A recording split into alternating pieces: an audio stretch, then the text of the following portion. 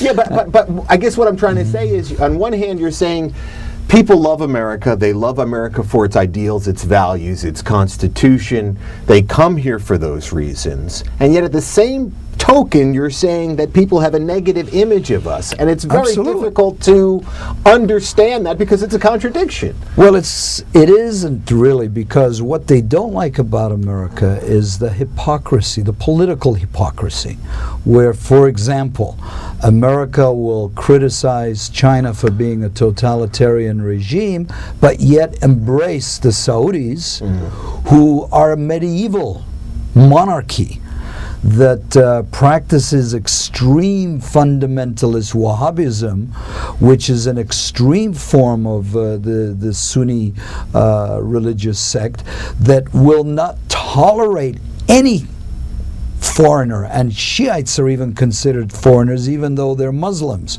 They will not accept any Christian, Jew, or anybody but a Wahhabist. And not only are they embraced by the House of Saud, that form of extremism is then exported all over the world, funded with petrodollars that have been put in the royal family's coffers by American consumers and all gasoline users around the world. I mean, why is it that a country that is named after a family, the only country in the world, that royal family is embraced?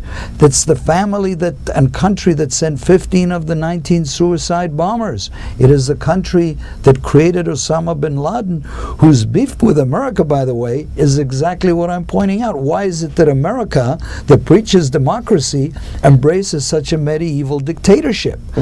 That is what foreigners don't understand. Well, the answer to that, as troubling as that answer is oil, gasoline. And well, ever since what, Roosevelt? Really, correct. Right. That's right. Roosevelt signed the treaty. That's correct. And there has been, I hate to use this term, something of a unholy alliance between the executive branch of this country since then with the Sauds. Would you categorize it in that way? But I mean, the bottom line is we need their oil, we need their fuel. So it is a true conundrum. It's a true, it's a difficult situation to be in. Well, let me ask you this. Saudi Arabia has oil. Iraq has oil, the second largest reserve. Saddam Hussein was a dictator, but he was a secular dictator. He allowed all other religions to flourish in Iraq. He had women in his cabinet, unlike Saudi Arabia, where women are not even allowed to drive, yet alone participate in any form, manner, or shape of political process. But yet we deposed Saddam Hussein, who has oil. We didn't embrace him. He was the only secular Arab leader. He was not an extreme fundamentalist that had an extreme regime. So to me, the logic doesn't work. If there was any regime that should be toppled because of their oil, it should be Saudi Arabia, not Saddam Hussein, because they're more dictatorial. I absolutely agree with you, and I agree that it's absolutely illogical. And you're saying that's the reason why people, particularly in the last several years, have soured on the United States and our image around the world has diminished? It's one of the primary reasons, because America does not practice what it preaches. It preaches democracy, advocates democracy, but then conveniently embraces dictators or monarchs that are fundamentalist extremists that America on the one hand abhors in what it says, and then doesn't basically embrace other democracies, whether it's because they don't have oil, don't have natural resources. We can argue about that endlessly as well. But that is one of the primary reasons America is perceived to be hypocritical and not practicing what it preaches. Its ideals and what it stands for, everybody loves. It's the way it executes those ideas globally and tries to force feed its definition of democracy. Egypt, the same thing. Mubarak Is that a democracy? I mean, it's a one-family rule, and any opposition party is quickly snuffed out. Yeah. That's not democracy, but yet it's embraced because it's convenient for the American leadership. No doubt, not to mention the Coptic Christians in Egypt That's right. that are beyond second-class citizens, That's correct. who really are treated with a tremendous amount of discrimination. That's correct. It's never mentioned. That's right. Yeah. That's right. Yeah. And to me, that is where the problem lies. I mean, you take the same poll I was talking about, Pew, 76% of Chinese citizens like what their government has done for them. Their lives have gotten better. Their education system has become better. They have gotten wealthier. Over 300 million Chinese have been lifted out of poverty, where they were making less than $1 a day to more than several hundred a month. So when you have the people supporting a government, you can't be critical of that government. Whereas in America, you only have 36% of the population believe in the government. So that's where the disconnect is. And there's no reason for Americans to dislike their government as much as they do.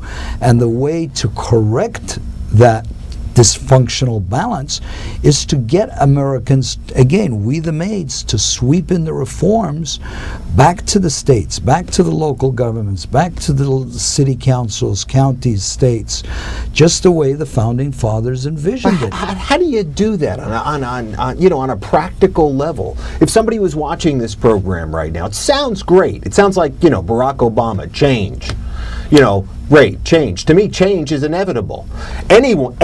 You could just sit here and change will occur. Change is the one thing in life that's inevitable. I don't need change. I've got plenty of change. So you say reform. How? Well, you can, as I've preached and said on more than one occasion, the two-party system, the electoral college, the winner-take-all in general elections has to be changed. Let's go back to what the founding fathers had created. Basically, Washington, D.C. had four basic powers: treasury, defense, state, and commerce. And that worked fine. All other powers remained with the state, whether it was education, energy. 90% of what's in Washington today used to be at the state level. And it was deliberately designed that way, and it worked beautifully. Americans got educated, Americans were happy, Americans didn't have to pay a personal income tax. What changed all that? Again, why was Washington located where it was as the capital? Because it was the dirtiest, swampiest, smelliest, most humid place. Never mind that it was close to the Mason-Dixon line. Career politicians went there for one term. They never wanted to go back. Who wanted to get reelected? What changed all that? Air conditioning. So come the 20s, air conditioning is invented, personal income tax comes in because now it's a bearable place. Let's keep coming back, say the career politicians, and let's impose a personal income tax and let the people, we the maids, pay for it. So I'm saying, why not go back to the way it was? Let's bring a lot of the powers back to the states, state rights. Let's start putting in term limits.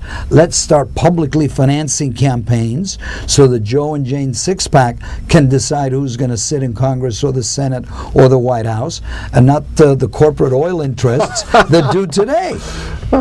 And that's how you bring about change, by the power of the ballot box. And that's why I refer to us as maids. We can sweep in the changes. And I agree, words change in and of themselves are just that, empty promises. There has to be action at the ballot box, whether it's referendums, that can bring state rights back. All the political tools are there. We just have to use them.